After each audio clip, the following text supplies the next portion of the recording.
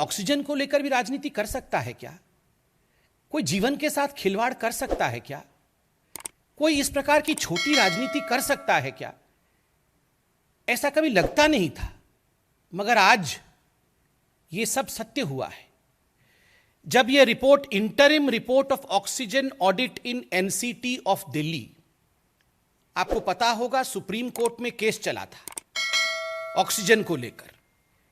दिल्ली सरकार ने supreme court में कहा था कि जितनी ऑक्सीजन की रिक्वायरमेंट दिल्ली सरकार की है, केंद्र सरकार उतनी ऑक्सीजन उसे मुहैया नहीं करा रही। इन सब विषयों को सुनते हुए सुप्रीम कोर्ट ने एक oxygen audit panel, supreme court ने यह निर्धारित किया था, सुप्रीम कोर्ट ने इस पैनल को स्थापित किया था। पैनल का रिपोर्ट कहता है कि जो ऑक्सीजन की रिक्वायरमेंट दिखाई गई थी दिल्ली सरकार द्वारा, अरविंद केजरीवाल जी द्वारा, वो 4 गुना बढ़ा करके दिखाई गई थी। 4 times inflated oxygen requirement by Delhi. दुखद विषय है कि दिल्ली के इस झूठ के कारण, अरविंद केजरीवाल जी के इस झूठ के कारण 12 ऐसे राज्य थे पूरे हिंदुस्तान में जो अफेक्टेड हुए अपने ऑक्सीजन सप्लाई को लेकर, क्योंकि सब जगह से ऑक्सीजन काट करके दिल्ली भेजना पड़ा, क्योंकि अरविंद केजरीवाल जी कह रहे थे उनको बहुत ऑक्सीजन की आवश्यकता है,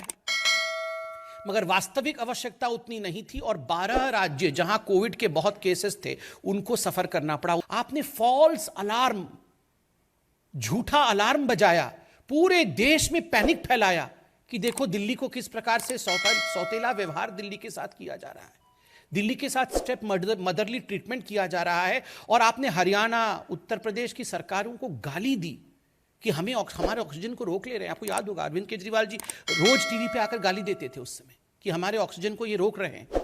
मगर आज मालूम पड़ रहा है कि इन्होंने झूठ बोल के ऑक्सीजन लिया और 12 राज्य उससे प्रभावित हुए। एक शब्द का प्रयोग किया है इस कमिटी ने, जिसके रिपोर्ट को मैंने दिखाया है, इस कमिटी ने, वो शब्द है ग्रॉस डिस्क्रिपेंसी।